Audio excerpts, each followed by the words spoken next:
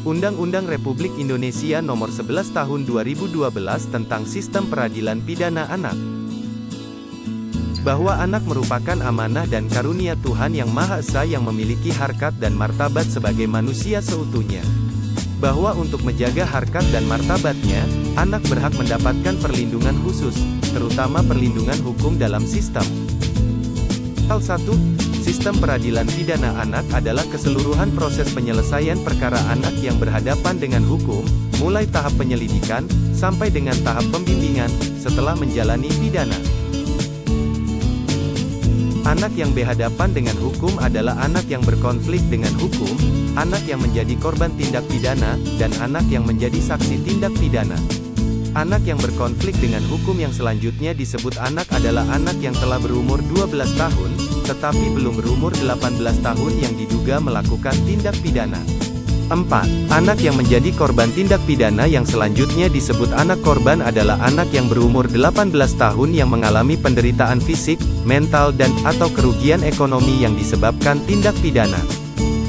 5. Anak yang menjadi saksi tindak pidana yang selanjutnya disebut anak saksi adalah anak yang belum berumur 18 tahun yang dapat memberikan keterangan guna kepentingan penyidikan, penuntutan dan pemeriksaan di sidang pengadilan tentang suatu perkara pidana yang didengar, dilihat, dan/atau dialaminya sendiri. Pasal 2, Sistem Peradilan Pidana Anak dilaksanakan berdasarkan asas, perlindungan, keadilan, non-diskriminasi, kepentingan terbaik bagi anak, penghargaan terhadap pendapat anak, kelangsungan hidup dan tumbuh kembang anak, pembinaan dan pembimbingan anak, proporsional, permepasan kemerdekaan dan pemidanaan sebagai upaya terakhir, penghindaran pembalasan.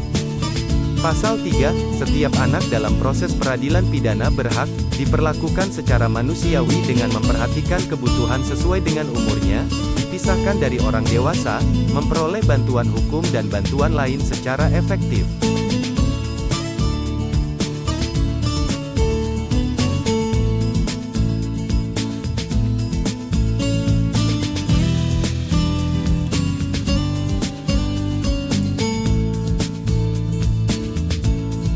Melakukan kegiatan rekreasional, bebas dari penyiksaan, penghukuman atau perlakuan lain yang kejam, tidak manusiawi serta merendahkan derajat dan martabatnya.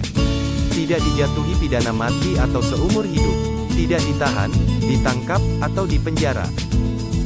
Memperoleh keadilan di muka pengadilan anak yang objektif, tidak memihak, dalam sidang yang tertutup untuk umum, tidak dipublikasikan identitasnya, memperoleh pendampingan orang tua, wali dan orang yang dipercaya oleh anak, memperoleh advokasi sosial, memperoleh kehidupan pribadi, memperoleh aksesibilitas terutama bagi anak cacat, memperoleh pendidikan, memperoleh pelayanan kesehatan, memperoleh hak lain sesuai dengan ketentuan peraturan perundang-undangan.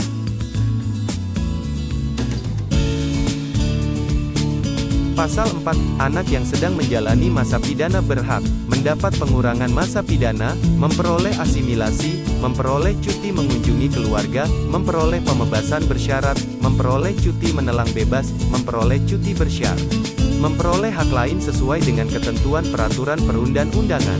Pasal 5, 1, Sistem peradilan pidana anak wajib mengutamakan pendekatan keadilan restoratif.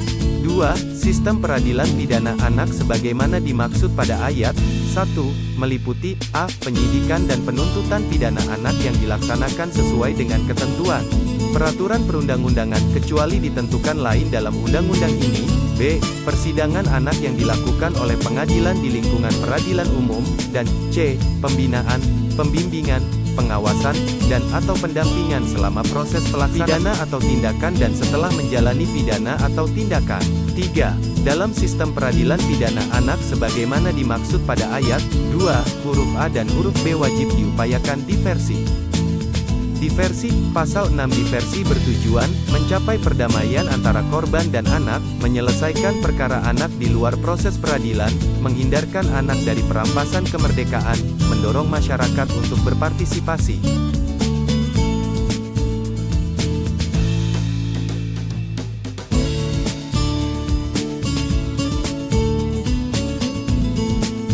Dan menanamkan rasa tanggung jawab kepada anak. 1. Pada tingkat penyidikan, penuntutan, dan pemeriksaan perkara anak di pengadilan negeri wajib diupayakan diversi.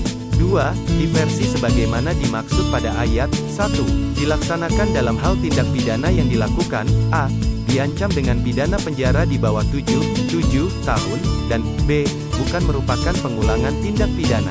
Pasal 8, 1. Proses diversi dilakukan melalui musyawarah dengan melibatkan anak dan orang tua, walinya, korban dan atau orang tua, walinya, pembimbing kemasyarakatan, dan pekerja sosial profesional berdasarkan pendekatan keadilan restoratif.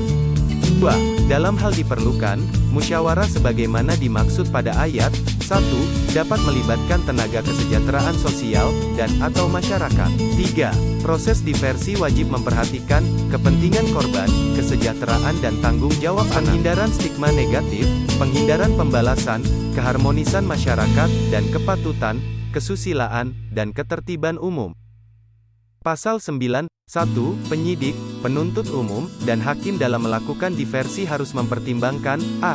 kategori tindak pidana, b. umur anak, c. hasil penelitian kemasyarakatan dari Bapas, dan d. dukungan lingkungan keluarga dan masyarakat. Pasal 11, hasil kesepakatan diversi dapat berbentuk, antara lain, perdamaian dengan atau tanpa ganti kerugian, penyerahan kembali kepada orang tua, wali, keikutsertaan dalam pendidikan atau pelatihan di lembaga pendidikan atau LPKS paling lama 3 bulan. Pasal 13, proses peradilan pidana anak dilanjutkan dalam hal, proses diversi tidak menghasilkan kesepakatan, atau kesepakatan diversi tidak dilaksanakan. Acara peradilan pidana anak pasal 22 penyidik, penuntut umum, hakim, pembimbing kemasyarakatan, advokat atau pemberi bantuan hukum lainnya dan petugas lain dalam memeriksa perkara anak korban, dan atau anak saksi tidak memakai toga atribut lain. Pasal 32, penahanan terhadap anak tidak boleh dilakukan dalam hal anak memperoleh jaminan dari orang tua dan atau lembaga bahwa anak tidak akan melarikan diri, tidak akan menghilangkan atau merusak barang bukti, dan atau tidak akan mengulanginya. Tindak pidana 2. Penahanan terhadap anak hanya dapat dilakukan dengan syarat sebagai berikut. A. Anak telah berumur 14 tahun atau lebih, dan b. diduga melakukan tindak pidana dengan ancaman pidana penjara 7 tahun atau lebih. 3. Syarat penahanan sebagaimana dimaksud pada ayat 2, harus dinyatakan secara tegas dalam surat perintah penahanan. 4. Selama anak ditahan, kebutuhan jasmani, rohani, dan sosial anak harus tetap dipenuhi. 5. Untuk melindungi keamanan anak, dapat. Pasal 33, 1. Penahanan sebagaimana dimaksud dalam pasal 32 untuk kepentingan penyidikan dilakukan paling lama 7 hari.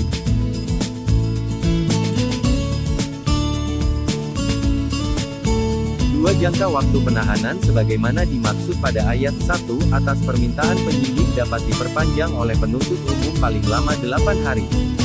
3. Dalam hal jangka waktu sebagaimana dimaksud pada ayat 2 telah berakhir, anak wajib dikeluarkan demi hukum. 4. Penahanan terhadap anak dilaksanakan di LPAS. 5. Dalam hal tidak terdapat LPAS, penahanan dapat dilakukan di LPKS setempat. Pasal 35, 1. Dalam hal penahanan dilakukan untuk kepentingan pemeriksaan di sidang pengadilan, hakim dapat melakukan penahanan paling lama 10 hari. 2. Jangka waktu sebagaimana dimaksud pada ayat 1 atas permintaan hakim dapat diperpanjang oleh Ketua Pengadilan Negeri paling lama 15 hari. 3. Dalam hal jangka waktu sebagaimana dimaksud pada ayat 2, telah berakhir dan hakim belum memberikan putusan, anak wajib dikeluarkan demi hukum.